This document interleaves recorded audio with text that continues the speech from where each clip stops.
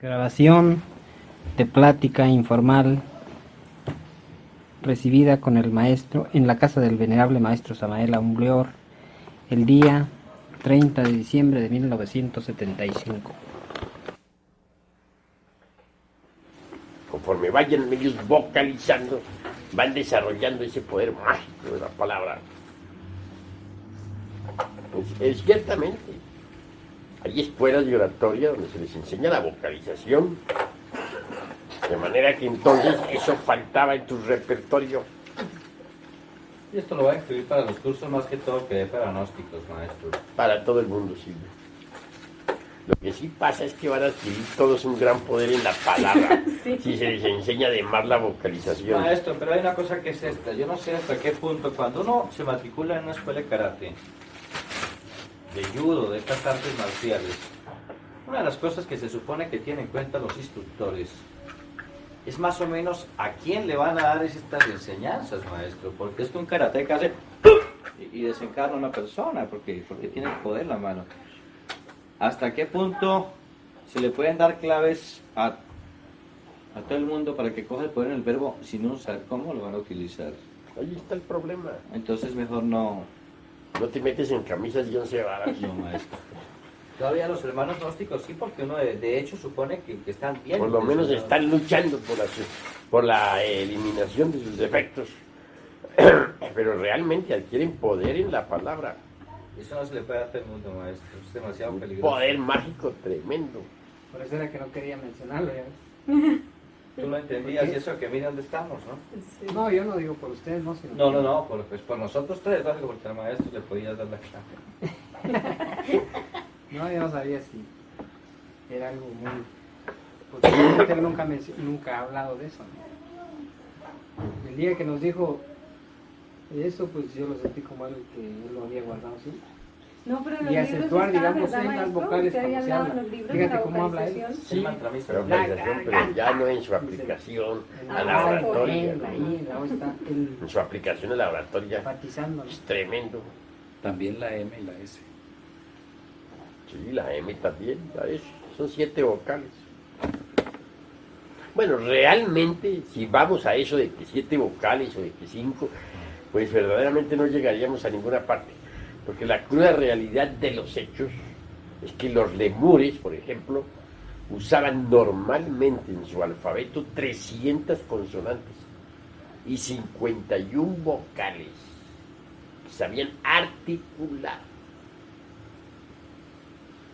La palabra fue degenerando, la capacidad hablativa del ser humano fue degenerando, conforme el ser humano fue degenerando. Y hoy apenas se usan pues las pocas vocales y consonantes de nuestro alfabeto. De ahí que algunos arqueólogos, antropólogos, se han visto en apuros para poder articular consonantes encontradas y vocales encontradas pues en piezas antiguas, en piezas arqueológicas antiguas, sacadas de las excavaciones. No pueden. Han hecho de esas consonantes combinaciones inglesas como la TH, etcétera, ¿no? Pero ya son combinaciones hechas. La capacidad hablativa se ha perdido lamentablemente, en la forma más triste. Donde más se conserva es en el idioma chino, ¿no? El idioma chino conserva todavía muchos sonidos de la antigüedad. Que son mezclas de vocales, ¿no? Sí. Sí, el idioma chino es de lo más rico que hay. De manera que sí vale la pena reflexionar un poquito en eso. Se dice que el más difícil de aprender. ¿El chino? Eso dicen. Muchos afirman que los dos idiomas más difíciles de aprender son el chino y el español. ¿Y el español? Nosotros lo hablamos porque es nuestro idioma, ¿no? Un chino lo habla porque es su idioma, pero para quienes no hablan el español ni el chino, no deja de serles un poco difícil aprender estos idiomas. Con el español lo hablamos muy mal. Y nosotros, es decir, leí algún estudio, nosotros normalmente utilizamos en nuestro lenguaje corriente muy pocas palabras, es decir, creo que nos defendemos por ahí con 600, 700 palabras acomodadas de una y otra manera. Aparte que se martiriza el idioma de una manera total. Pero he visto que en todas partes la gente dice ¿de qué?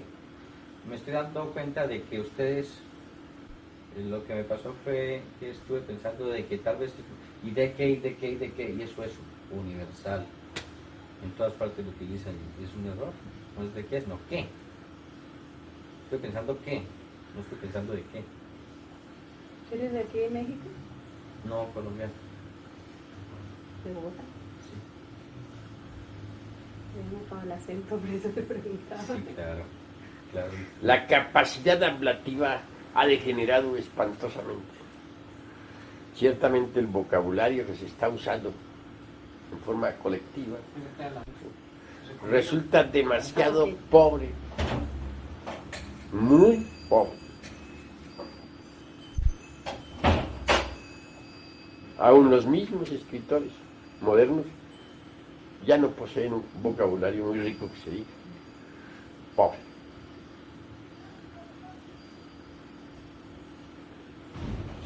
Normalmente hoy en día se podrían usar 7 vocales. La M y la S también son vocales.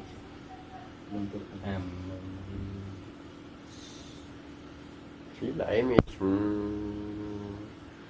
la S es, son vocales.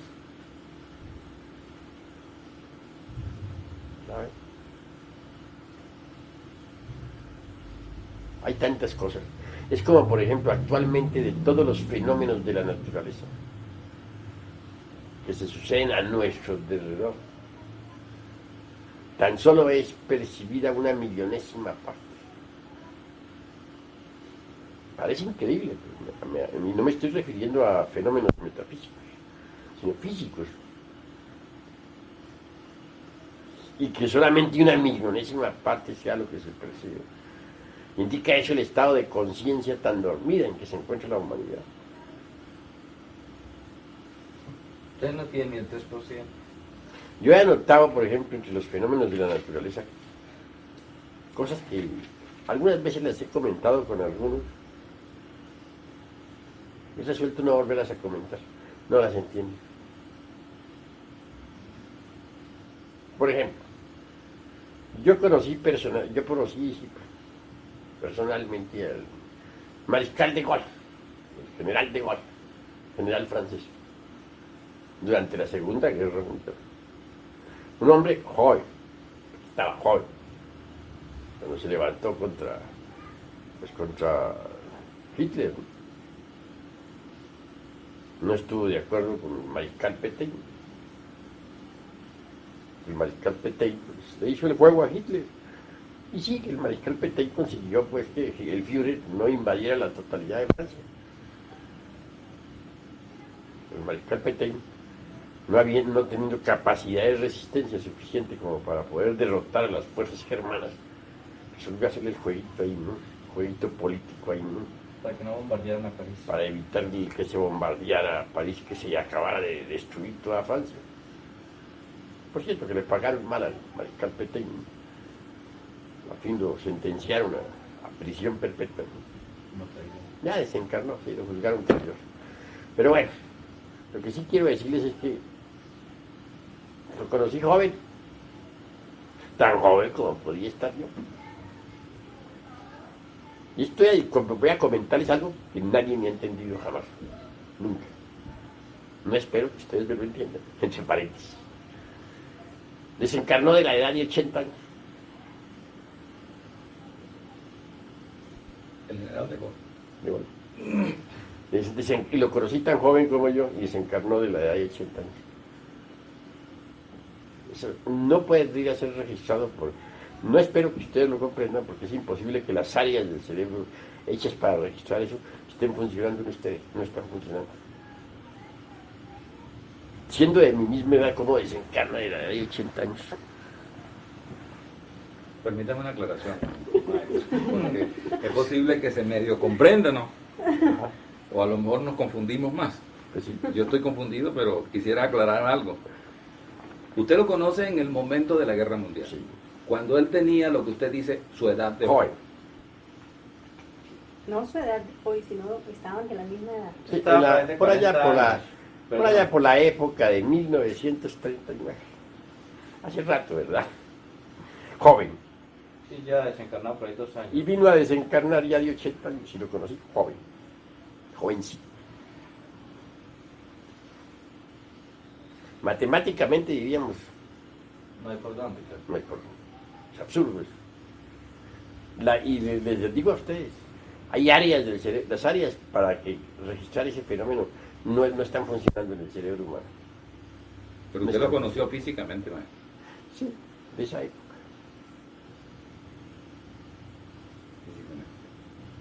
Y muere a la edad de 80 años. Un vejete aquí llegó a México, visitó México, un anciano. ¿No? Él sí transcurrió su vida normal, cronológica, bien. Su currículum vital Él normal. Él llevó su horizontal perfectamente igual a cualquier ser Cualquiera. humano. Pues la única diferencia es que usted no ha llevado la línea horizontal como la llevan los demás seres humanos. Pues puede buscarle mucha escapatoria, pero eso no tiene una explicación lógica. Lógica no la tiene. Nada, de lógica no tiene nada. Ahora, no nos vayamos ahora al Mariscal de Gol, humanicémonos un poquito más entre nosotros aquí, situémonos con nosotros mismos. Por ejemplo, no hay nadie en el camino de la vida que no haya tenido compañeros de escuela, de colegio. Y no hay nadie en el camino de la vida que no haya visto a sus compañeros morir ya viejos. Y sin ocurrirse jamás qué pasó. ¿A qué edad murieron? Ya viejos. Fulano de tal murió. Sutano murió. Sus nietos, bueno, ahí le acariciaban la calva. ¿Cómo puede ser posible si era compañero mío de escuela? Nunca se ha detenido uno a reflexionar. Investíguenlo, reflexionenlo ustedes y verán. Yo conocí casos de familiares, como no, amigos, y los compañeros de escuela, por ejemplo, los vi morir ya viejos. Los vi morir viejos. Y yo sigo vivo. ¿Cómo se explica eso? ¿Podrían ustedes explicarme? ¿Tiene algo que ver con la energía vital que ellos desperdiciaron también? No, voy a decirles, realmente no entiendo, no me parece que ustedes puedan entenderlo. Porque hay áreas que no están trabajando. A ver, maestro. La vida... Hay áreas que no están trabajando. Yo- Para poderlo entender tendría que tener ciertas áreas que actualmente no están funcionando. La vida nuestra es una película. ¿Sí? Eso era. Y resulta que usted tiene el proyectorcito que de pronto usted sí puede echar para atrás y los otros no lo pueden echar para atrás. Bueno, tú trata de explicártelo como quieras. Pero ustedes tienen que haber tenido compañeros de escuela o amigos o personas que ustedes conocieron jóvenes. Pero todos están y de que la misma edad después, nuestra. ¿no? Muchos de esos murieron ya viejos. ¿Viejos?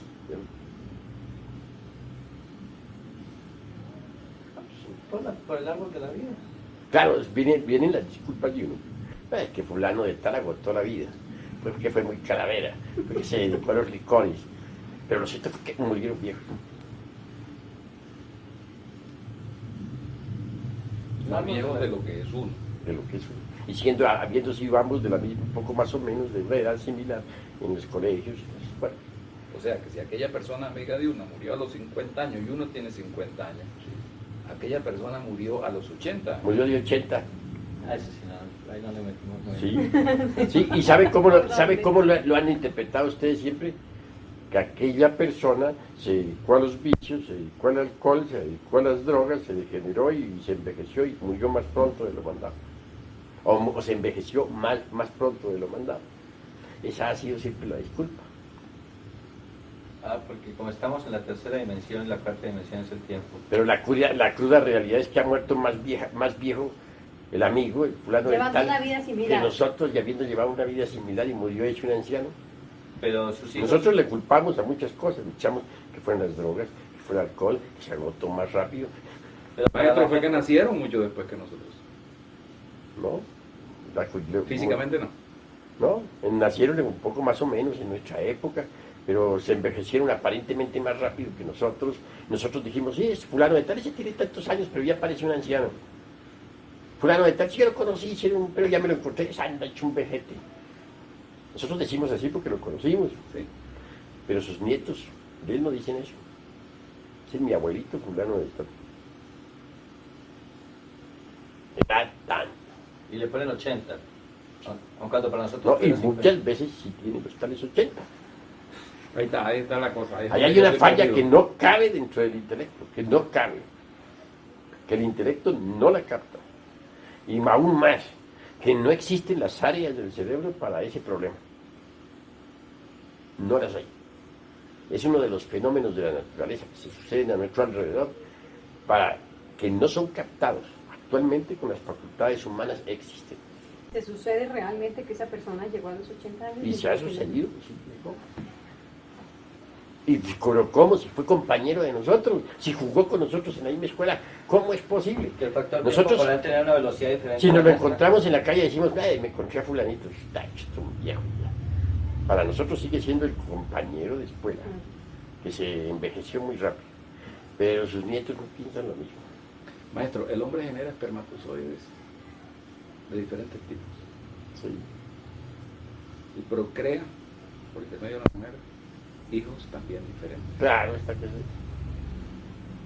Hay espermatozoides que son, ¿cómo diría yo? Que no son completos. De ahí viene la degeneración de un humano cuando nace. Nace paralítico o nace en alguna u otra forma. Ahora, si ese hombre, padre de ese señor de que estamos hablando, genera espermatozoides, iguales siempre, pero en diferentes tipos, A, B y C, siempre genera A, B y C. Los A son todos iguales. Es posible que un espermatozoide de eso haya vivido 30 años más.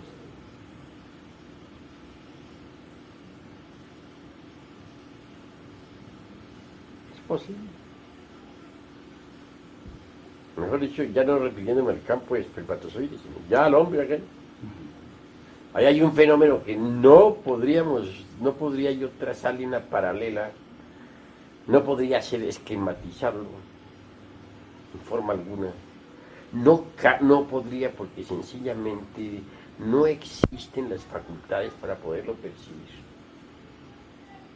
Es una laguna en la mente. Voy a decirles otra cosa, otra laguna, para que vean ustedes. Estoy hablando de fenómenos que se suceden a nuestro alrededor y que no son perceptibles. Otro fenómeno. Si ustedes entran a las iglesias, a veces se encuentran ustedes mujeres ahí, hombres, en fin, de tal o cual forma, tal o cual figura. Muchas veces encuentran una beata que está rezando. Y esa beata se ha parecido a alguna santa por ahí, de esas que hay de mármol, de palo, lo que sea. Muy similar. Tan similar que asombra. Eso lo puede haber observado una persona que entra a la iglesia, yo lo he observado. Ver una persona ahí rezando, vestida de pronto con un hábito de la Virgen del Carmen, cualquier cosa así, ¿no? Pero muy parecida a una estatua que había en esa misma iglesia. Fíjate que Bien. Llega uno a creer que esa persona que uno se ha encontrado es de carne y hueso. Y no lo es. Porque hay un fenómeno muy conocido desde la Edad Media y desde los tiempos antiguos, que es el de las estatuas vivientes. Determinadas estatuas se van cargando con los fluidos vitales de los devotos, de los fanáticos. Y se cargan tanto que llegan a impregnarse de la potencia vital de los devotos. Inclusive llegan a adquirir movilidad y hasta escaparse físicamente del lugar donde están. Y pueden ocupar un lugar, por ejemplo, entre los devotos, sentarse y arrodillarse y rezar y toda esa cuestión. Y luego volver la estatua volver otra vez esa figura a ocupar su puesto. Y su salvar lugar. el milagro.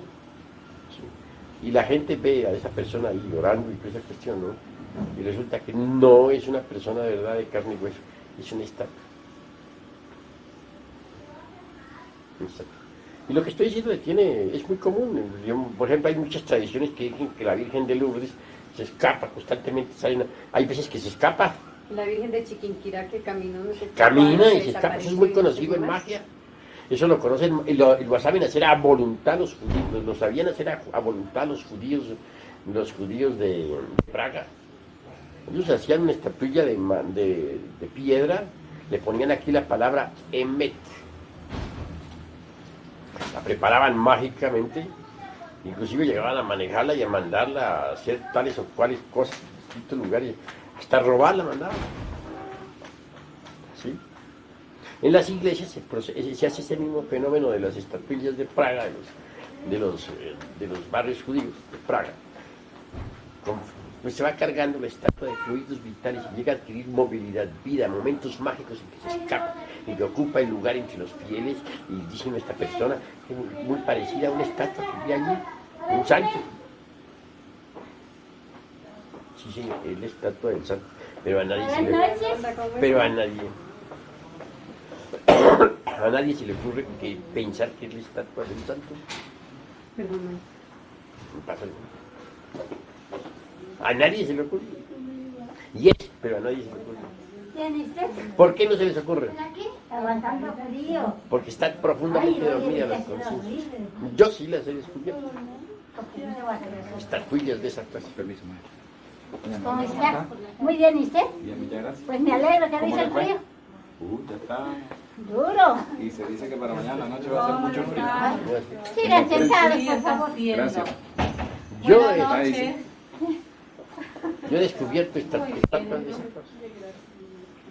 A mí no me ha asombrado. Pero sí he visto que todos los miembros de una iglesia, por ejemplo, con una estatua de esas ahí, arrodillada, hincada, el lugar ha quedado vacío. Y ninguno de los miembros de su iglesia se ha dado cuenta de eso. Yo checando, me doy cuenta. Y no estoy hablando de un fenómeno meramente psíquico, sino es algo físico. Si hubiera tenido en ese momento una máquina de fotografía, hubiera podido fotografiar el hecho. Pero también hay una ley que no me lo hubiera permitido, o que mejor dicho me hubiera sido peligroso para él. Esa clase de fenómenos tiene guardianes elementales. Si los guardianes elementales se dan cuenta que uno está entregando ese secreto, pueden fulminar a uno. Y es magia negra, ¿no? Pues sí, no se puede entregar eso. Pero así, ahí me ha pasado de ver en una iglesia una persona ahí parecida a una estatua que había en la iglesia, rezando, orando. Y que era la misma estatua. Había escapado por un momento y estaba ahí. Eso es la carrera que yo hubiera pegado. Y eso sucede normalmente en las iglesias. Y temo haber dicho demasiado eso, ¿cierto? Temo, que de pronto van a descubrir ustedes una cosa de esas en la iglesia. Cuando la descubran, pues... Entonces eso explica el fenómeno de que tantas estatuas milagrosas y no sé qué. que se escapan, se van. La Virgen de Lourdes se les iba a los curas, por ahí tenían que salir a buscarla. No, maestro, yo considero, por ejemplo, esta reunión como una tercera cámara. Sí. Primero estamos entre amigos físicos, hermanos. Y te voy a decir algo más, a mí me llama mucho la atención. Hace un par de meses estábamos en Caracas y vamos a la colonia Tobar, un sitio cercano a Caracas, hora y media. Basado en la poca experiencia, me llama don Julio Medina, maestro Garay Cuchini, y me dice, ven acá, vaya aprendiendo. Mire aquella hermana que está allá. Estaba a una distancia de unos 10 metros de donde estaba el maestro, doña Lilia. Mary estaba un poquito retirada, como a 2 metros, y estaba yo, que me llama, me dice, mire aquella hermana, vea, ¿qué ve? Digo, esa es la hermana fulanita. ¿No le ve nada raro? Le digo, no, maestro. Me dijo, mírele los cuernos. ¿Le ve ese par de cuernos? ¿Le ve ese par de cachos en la frente? Le dije, maestro, ahora sí se los veo. ¿Qué pasó, maestro? Que a partir de ese momento, luego viene doña Dilia y se lo dice a Mary, los dos vimos la cosa al mismo tiempo. Y a partir de ese momento, para nosotros fue una defensa eso también. Haber aprendido a ver los cuernos de las personas. Porque cada vez que íbamos juntos a un cine o íbamos a un parque donde puede ser, Mary me decía, ¿viste quién pasó? O le decía yo, ¿te fijaste en aquel hombre o en aquella mujer? Y veo la cantidad de personas. Como fueron en otras vidas de fornicarios y que se nota ahora en esta vida. Bueno, eso puede ser no tanto como lo que usted dijo, pero en realidad son cosas que sí se pueden apreciar. En televisión se hace más patente eso, tal vez. La gente que aparece en televisión se le nota más fácil que personalmente. Por las luces y las sombras. Pero no sé si es un fenómeno de luces o que la televisión es más sensible, ¿no? Porque, digamos, el micrófono de esta grabadora es más sensible que mi oído. Porque de pronto hay gente hablando pasito allá en un rincón y esta grabadora lo capta, después de pronto un poquito más de volumen lo capta muy bien y el oído mío no lo captó. De pronto existe algo similar en cuanto a los lentes de la televisión que son más sensibles que el ojo humano. De pronto, ¿habrá algo de eso? O porque son eminentemente objetivos y fríos y uno no es tan objetivo como un aparato mecánico en un momento dado, ¿no? Pero sí hay mucho de eso. Ahora yo les digo a ustedes, ya lo psíquico, bueno, es psíquico, pero ¿qué tal de los fenómenos físicos? Que tan solo es percibido por el ser humano una millonésima parte de los fenómenos físicos que suceden a su alrededor. He citado dos: el del concepto tiempo y el del concepto y el otro, el del fenómeno de las figurillas sagradas en los templos y monasterios. Ahí me sucedió un caso insólito. Resulta que un día de esos tantos me visitó en astral una dama adepta. Vino a visitarme a casa, en astral. Y me dice, me puse a platicar con ella sobre asuntos esotéricos. Y por último terminé diciéndole, yo lo que quiero es desencarnar. Tengo ganas de morir, ¿no? Así. Respuesta: ojalá te pudieras morir. Pero ni tú ni yo podemos morir. Me dijo, estupefacto. ¿Qué me estás diciendo? ¿Cómo? ¿Qué me estás diciendo? Pues claro, tal como lo oyes. ¿En qué año naciste tú? Me dije, yo nací el 6 de marzo del año de 1917. Estaba convencido de que había nacido en Bogotá, en Colombia, en América. Así se lo dije. Dijo, eso dices tú. Pero ¿no te acuerdas tú que 2 años más tarde, por ahí, 19, ¿no te acuerdas que vivías en el norte de México? ¿No te acuerdas de aquellas letras que yo te debía cuando yo trabajaba en el almacén aquel de Los Ángeles? Que tú viajabas desde el norte de México hasta Los Ángeles a cobrarme esas letras. Me acuerdo. Sí que me acuerdo. No se me ha olvidado. Me quedé asombrado. Me dice ella, los muchachitos de ayer que todavía tienen la leche en los labios se llaman científicos. Me río, realmente me río, pero muchísimo, ¿no? De verlo. Señores, yo mismo me río de ellos. ¿Qué van a saber ellos de todos los fenómenos de la vida y de la muerte? Por ejemplo, ¿qué tan errados estarán? ¿Qué tan fascinados estarán con su ciencia esa ultramoderna, no? Es ridícula de por sí, no se parece. ¿Qué piensan ellos? Que ahora ya se vive más tiempo, que para el año, dice 2001 para el año 2100, se podrá vivir 120, 130 años. Y a principios del siglo, cuando mucho se llegaba a 40 años, 50. Así los oí por televisión, hace unas noches, rebuznando de la forma más espantosa. Es decir, ridículo. Todos sabemos muy bien que nuestros antepasados vivieron más. Por ejemplo, yo sé de familiares míos que llegaron a edades de... Todos pasaron de 100 años. Y creo que ustedes sabrán que también los antepasados suyos de ustedes tienen que haber habido abuelos que llegaron a edades bastante largas. En la Edad Media se vivía normalmente más tiempo que ahora. Y eso es fácil computarlo, sencillamente con las estadísticas, sencillamente con las notarías, los archivos viejos. No es difícil, para eso no hay problema, ¿no? A comprobarlo. Que me vengan a decir que se vivía 40 años al principio del siglo, pero que ahora ya se está viviendo alrededor de 80, gracias a los antibióticos y a todas las maravillas de los hombres de siguen viviendo. Pero no es más que una ridiculez, sencillamente.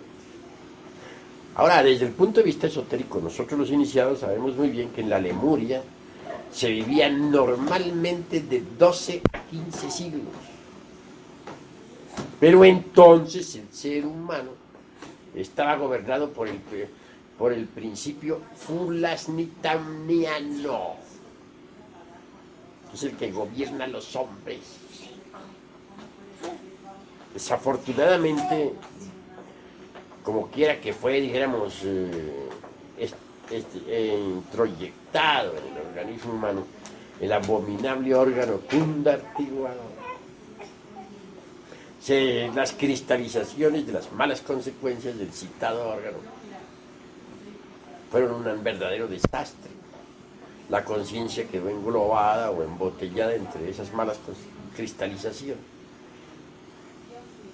Y, lógicamente, las mismas pues, deterioraron el cuerpo vital, comenzó a cortarse la vida y todas las facultades humanas se precipitaron por el camino ese de la entropía, principio degenerativo que tiende a igualar a la larga todo, ¿no? Así pues que ya en la Atlántida se vivía menos de la mitad. En Egipto apenas se vivían 140 años como promedio de la vida humana. En la Edad Media como máximo 110, 120 por ahí. 100. Principios de este siglo normalmente se llegaba a los 80. Pero en esta época, aquí en México, el seguro ha dado como promedio de la vida humana de los 50 a los 65. Es decir, ya casi no se vive. El promedio en Venezuela son 61 años. 61. Ya casi no se vive. Casi no se vive. Así pues que venir ellos a decir que ahora es cuando más se vive, pues ahí se ve el estado de, dijéramos, de inconsciencia en que se encuentran, tan terrible. Ahora nosotros tenemos procedimientos, el nombre de la verdad los tenemos, para vivir más allá de lo normal. Y yo les soy sincero a ustedes, yo soy un hombre que estoy viviendo más allá de lo normal. Ustedes dirán que cómo es posible. No, sí se lo puntualizo. El cerebro que estoy utilizando para pensar estuvo 4.000 años hecho un sarcófago de Egipto. Es con el que estoy hablando. La cabeza que tengo, con la que estoy usando, que uso para hablar, estuvo hecho un sarcófago. Y todo mi cuerpo actualmente está ya, mejor dicho, yo dejé el cuerpo vivo cuando me tocó, dijéramos, vivir en la dinastía de los faraones. Yo nací en Egipto, pero no morí en Egipto. No morí nunca. Mi cuerpo pasó a un sarcófago. ¿Nació por primera vez? Bueno, yo lo he hecho varias veces eso. Y ese cuerpo, así vivo, lo puse en estado de catalepsia y entré en un sarcófago. Digo catalepsia como para que ustedes me entiendan, pero es una ciencia más antigua que la de la catalepsia. Es como por ejemplo, los hipnólogos actualmente usan el hipnotismo para poner en trance hipnótico a cualquier persona para dormir. Yo no uso el hipnotismo porque me parece demasiado pobre, muy incipiente, como para juegos de niños pequeños. ¿Qué uso yo? Otra ciencia superior a la del hipnotismo, con la que yo pongo en trance a cualquiera, lo desdoblo y lo vuelvo a doblar. Lo saco en astral y me voy con él. El viaje fuera del cuerpo. Pero claro, es una ciencia más amplia. Lo mismo sucede con la catalepsia. Digo catalepsia, pero realmente es una ciencia que conozco y que es anterior a la catalepsia, más poderosa. ¿Usted era iniciado en ese momento ya? He sido iniciado desde hace varios Mahamad. Él contribuyó a la creación de la Tierra como cosmocreador. Fue los creadores. Estuve entre los cosmocreadores. Desde la aurora, desde el momento en que la Tierra surgió del caos. Bueno, les estoy concretando lo de Egipto. Mi cuerpo quedó ahí, catalepsia. Ustedes me entienden. Sí. Está en una cripta subterránea. Hace como unos 4.000 y tantos años, desde la época de Kefren. Pero por esta época, pleno siglo XX, me estoy revistiendo con mi cuerpo egipcio. ¿Cómo? Mediante el intercambio atómico. Los átomos de este cuerpo están pasando al cuerpo egipcio. Los átomos del cuerpo egipcio están pasando acá. Ya parte del cuerpo que tengo es egipcio. Y dentro de unos 3 a 7 años, la totalidad del cuerpo egipcio estará aquí. De verdad que cuando salga para las Canarias, voy con el cuerpo ya egipcio totalmente. Ya no llevo nada del cuerpo por acá. Mediante el intercambio atómico, la cuarta vertical y la electricidad. ¿Cambia su fisonomía también? Parcialmente. Ligeramente. Porque los átomos se acomodan al arquetipo vibratorio. Y eso me permitirá a mí poder realizar la gran obra. De lo contrario, ¿cómo? ¿De qué? Un trabajo tan largo. ¿Y qué pasa al tener usted después el cuerpo egipcio? Ya tengo parte. Por lo menos pueden estar seguros que ¿Y aquel cuerpo que está esta en el cabeza sarcófago? que ustedes ven, yo ahí la egipcia. Ya parte. Cualquiera que sea egipcio, por ejemplo, el otro día estaba en una conferencia y todos hubo gentes que me distinguieron como el egipcio, ¿no? Público. Ya la cabeza es la misma que estuvo entre el sarcófago. El resto de mi cuerpo, las vísceras, las estoy cambiando, todo. Estoy pasando por en este momento soy la muerte. Yo soy la muerte en este momento. ¿Por qué? Porque el cuerpo que tenía del señor Víctor Manuel Gómez, ese cuerpo ya está en proceso de desintegración. Sus átomos están pasando allá a un sepulcro. ¿Y quedarán allá? Y los átomos egipcios están pasando acá. ¿Y eso los podría volver a revivir? Pues ese cuerpo del señor Víctor Manuel Gómez queda ya en... No queda muerto, queda vivo. Allá. Pero con las funciones en suspenso. Las funciones orgánicas en suspenso. En suspenso. Ahorita se toman un negrito mientras está el güerito. O sea que quedan en estado latente. Está Ha sucedido con ese cuerpo de 4.000 años. En estado latente. Se lo llaman catalepsia. Muchísimas gracias. Déjame pasarlo. Gracias. Acuérdate, señor Aristófanes. Señor Aristófanes.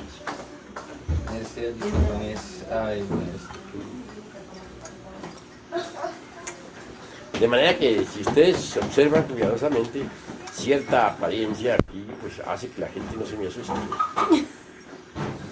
Pero realmente soy la muerte. Pues maestro, yo sí me noté en esta avenida una cosa que no se había notado antes. Es un ángulo en la cara acá, que no se lo había visto en las anteriores venidas.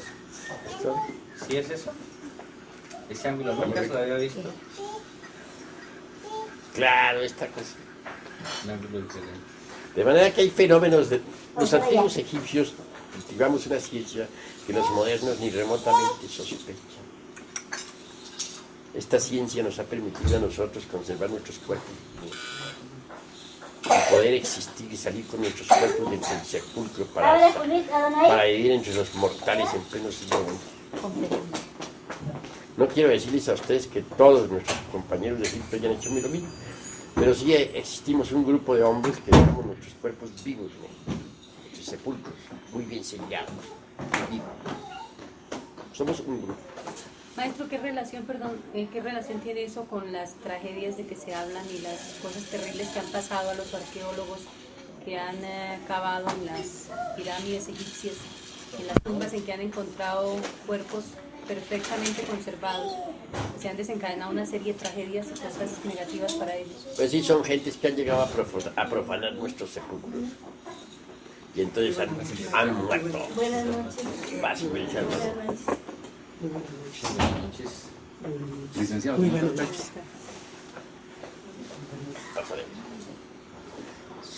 Han venido a profanar nuestros sepulcros. Y entonces han recibido su merecido, su castigo. Han creído que es burla. Por ejemplo, se puso la maldición en la tumba de Tutankamón. Los 22 arqueólogos no creyeron, tomaron la cosa vacilada en juego, como son los modernos, ¿no? La gente de personalidad calquiana. Bueno, no quedó uno vivo. Murieron. Le cogieron miedo después los otros compañeros porque Así son estas gentes de personalidad calquiana. ¿quién es del Kali Yuga? Sí. De manera que en la Lemuria antigua se podía vivir 12 a 15 siglos, luego fue disminuyendo hasta hoy ya casi no se vive. Pero bueno, ¿bajo qué principio quedó gobernada la humanidad ya degenerada? Después de que inició su proceso degenerativo, ya no quedó gobernada bajo el principio fulasnitamniano. Quedó gobernada bajo otro principio, que fue el principio itoclanos. Itoclanos, que es el principio que gobierna la vida animal. Gobierna a los perros, a los caballos, a todos los animales. Antiguamente, pues, había tiempo para crear. Los que no habían creado los cuerpos existenciales superiores del ser tenían tiempo más que suficiente para poderlos crear. Pues claro, hoy ya casi no se vive, porque desde que el ser humano quedó gobernado por el principio itoclanos, muere cuando menos se piensa. Antiguamente se moría a conciencia. Su hora indica a plena conciencia.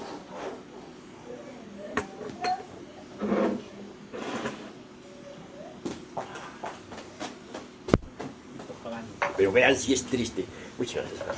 Muchas gracias. Si es triste que actualmente el humanoide, ser humano, dependa del mismo principio que gobierna a las bestias, el principio itoclanos, que ya no esté gobernado por el principio fulasnitamniano. Eso es tristísimo, lamentable de verdad. Más así es. Sin embargo, cuando uno ya se fabrica los cuerpos existenciales superiores del ser y alcanza el estado de hombre verdadero y elimina el ego, vuelve a quedar bajo el principio fulasnitamniano, a condición de integrarse antes que todo con el logos. Con el logos. Porque por ahí hay un códice de Adáhuac que dice: los dioses crearon a los hombres de madera y después de haberlos creado los fusionaron con la divinidad. Pero luego añade: no todos los hombres logran fusionarse con la divinidad. Es claro que los hombres que no logran la fusión integral con el logos, pues al fin y al cabo involucionan en las entrañas de la tierra, se desintegran. Son creaciones que están llamadas a la desintegración. No todos logran integrarse con la divinidad. Y para depender del principio fulasnitamniano, ya de reemplazar al itoclanos, se requiere antes que todo la fusión del hombre con el logos. Conseguido eso sí, ya depende del principio Fulasnita, ¿no? Y como punto de partida se le confieren 1000 años de existencia. 1000 años. Si al llegar a los 1000 años desea alargar la vida, la pide otro alargamiento de otros 1000. Y si quiere alargarla más, otros 1000. Y así hay maestros que tienen millones de años de existencia. ¿Por qué? Porque el 1000 es el número exacto de años de vida que tiene un hombre que esté gobernado por el principio Fulasnita Miado. El número 1000.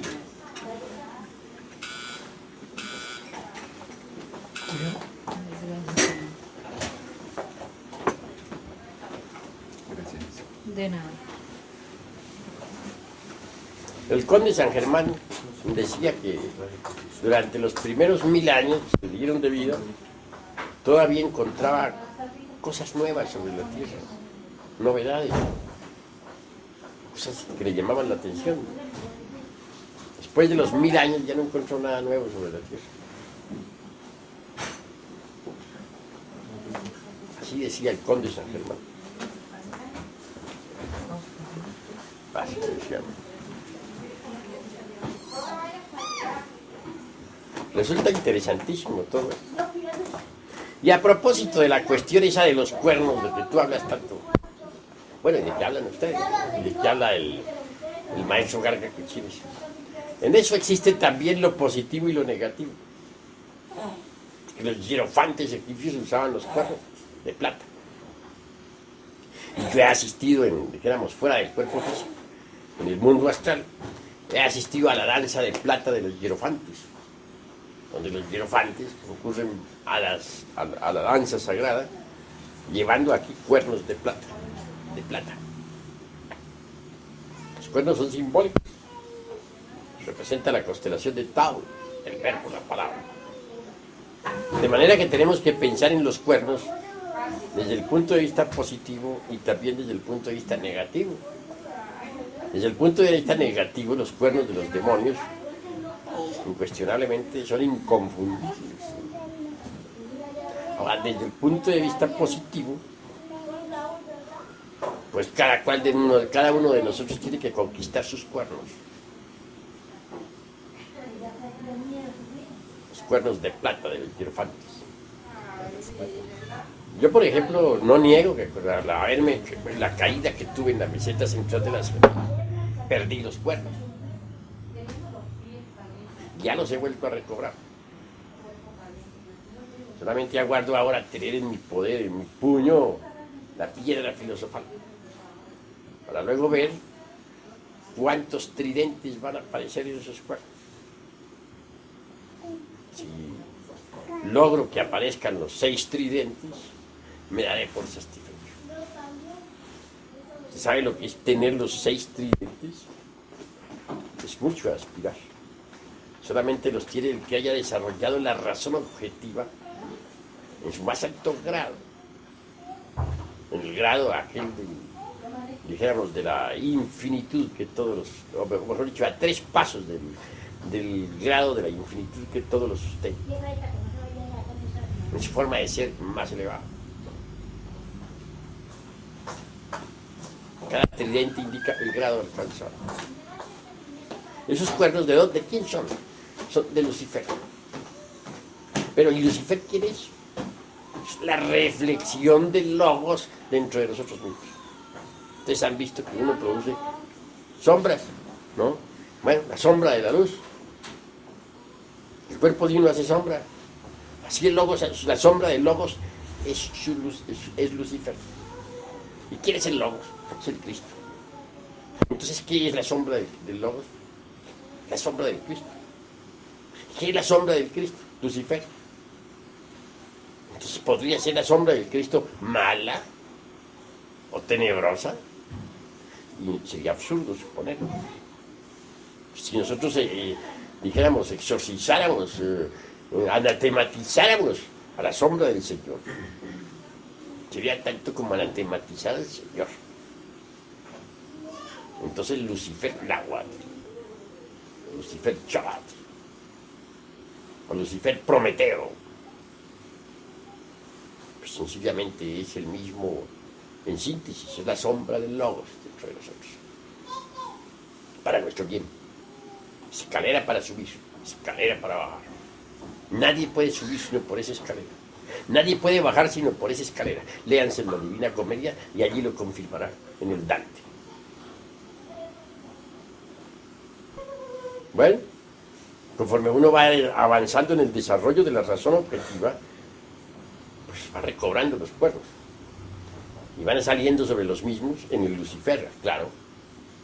Pues el número de tridentes que corresponde a su progreso. Tener 6 tridentes es haber alcanzado la más alta razón objetiva del ser. ¿Y qué se entiende por razón objetiva para que ustedes entiendan el valor de los cuernos? Voy a decirles, entiéndese por razón objetiva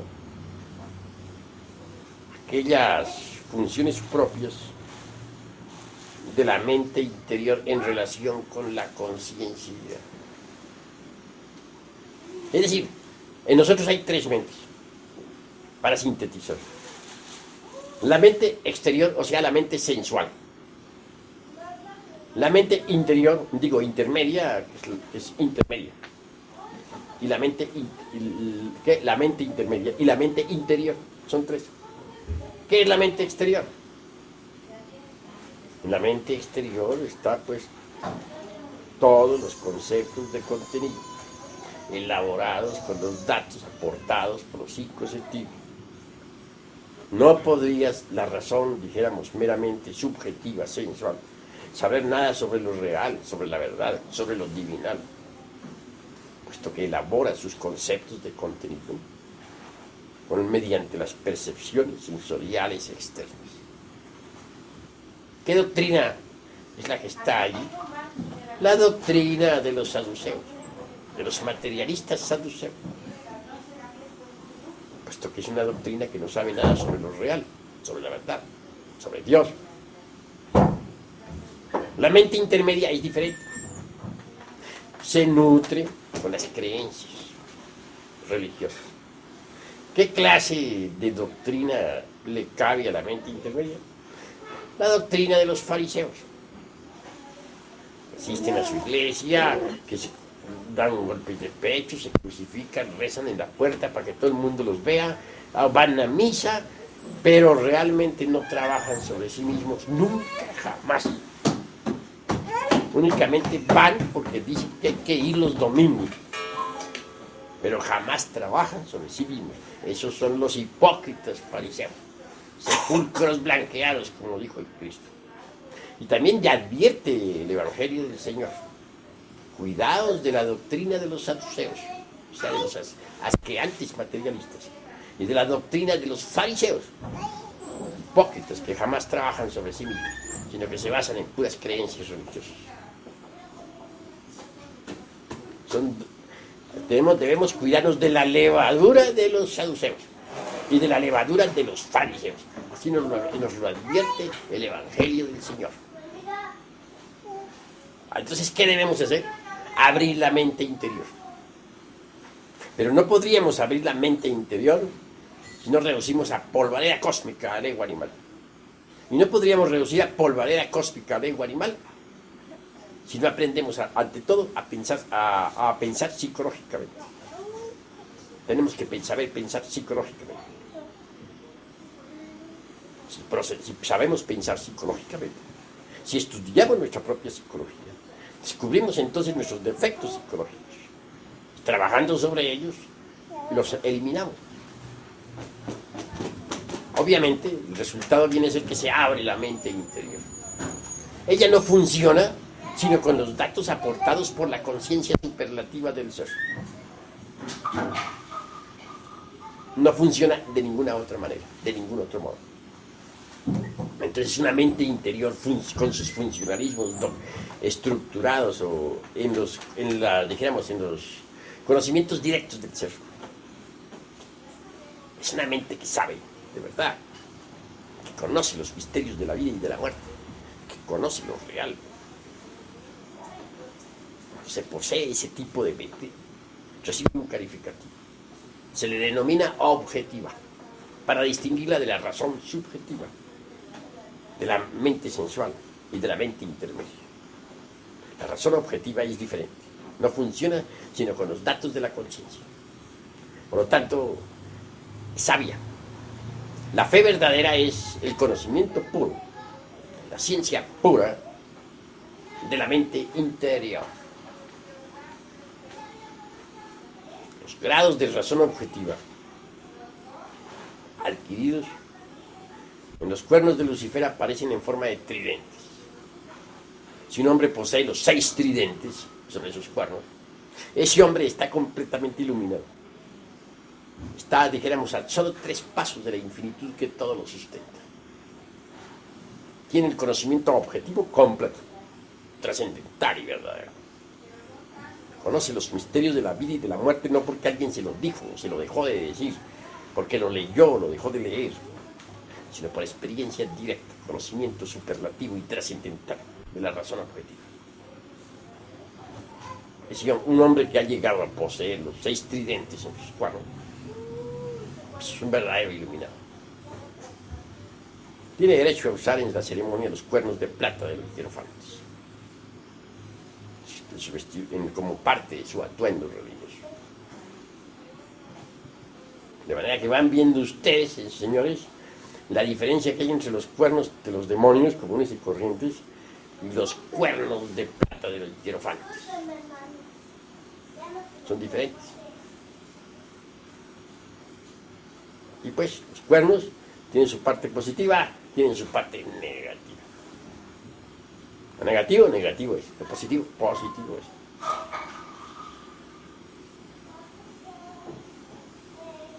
Yo había perdido mis cuernos, pero los he reconquistado. Solo me falta ahora saber cuántos tridentes tengo.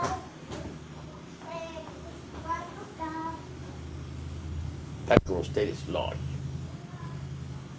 ¿Hay preguntas?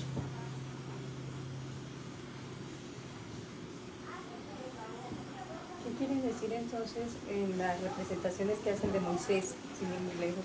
¿Hay lo mismo? Los cuernos, lo mismo, la Ahí ve. sabiduría. Claro, pues los cuernos del maravillosos. Estoy seguro que él tenía los 6 tridentes en sus cuernos. Estoy seguro. Poseía los 6 tridentes. No hay duda de que Miguel Ángel era un iniciado. Cuando cinceló a su Moisés con esos cuernos. Lo veía. Claro. Es lo que muchos no se explica, pero como Moisés con cuernos. Tiene sus cuernos. Y también el arca de la alianza era llevada con 4 cuernos. Cuernos de macho cabrío. El arca de la alianza. La llevaban, la sostenían sobre los cuernos.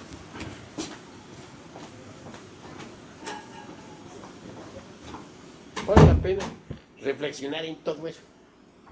¿Y qué es tridente? ¿Qué te sugiere la palabra tridente? Desde el punto de vista, dijéramos, etimológico. 3. Ostensible, 3. La etimología nos habla claro. Tridente, 3. Tridente parece un tenedor de 3 picos.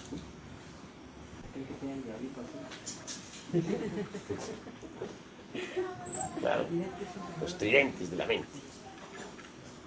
Llegar a tener los 6 tridentes de la mente. ¿Qué más quiere? ¿Su nieve de limón? De manera que miremos los cuernos en una forma más reflexiva. Claro, yo no les digo a ustedes que los tenebrosos no tengan cuernos. Sí, pero esos ya son los cuernos en su forma siniestra o negativa, ¿no? Fatal. Son la antítesis de los cuernos de plata de los hierofantes, ¿no? La antítesis. Así que no se debe prejuzgar ni juzgar Que nunca podemos juzgar a nadie por nada. por la apariencia solamente física. No, de puede una ser frente abultada. Puede ser que las gentes tengan, por ejemplo, los cuernos tenebrosos. Eso sí, la mayor parte tienen los cuernos tenebrosos. No son demonios, cuernos tenebrosos. Pero quiero decir que eso tiene razón, también nos indica que hay una antítesis para los mismos cuernos. La antítesis son los cuernos de plata del hierofante, los cuernos de Lucifer. Ese Lucifer es un problemita chino, porque los curitas lo desfiguraron tanto, lo pusieron allá sentado sobre el mundo, ¿no? Con un tridente y unas alas negras de murciélago, ¿no? Gobernando el universo. Pues eso es absurdo, ¿no? Que realmente no es más que la reflexión del logos dentro de nosotros mismos. Es tan grande el amor de Cristo que ha proyectado su sombra en nosotros para ayudarnos. Vea este caso. Normalmente, ¿cómo haría, por ejemplo, el hombre y la mujer para unirse sexualmente en la novena esfera si no tuvieran el impulso aquel luciférico? Es un impulso luciférico que no se le puede negar. Me parece diabólico. ¿Y si no lo tuvieran, lo harían? No lo harían. Necesitan ese impulso. Bueno, ahora, si uno vence a Lucifer, le digo el impulso, pero luego resulta que uno no derrama el vaso de Hermes Trismegisto,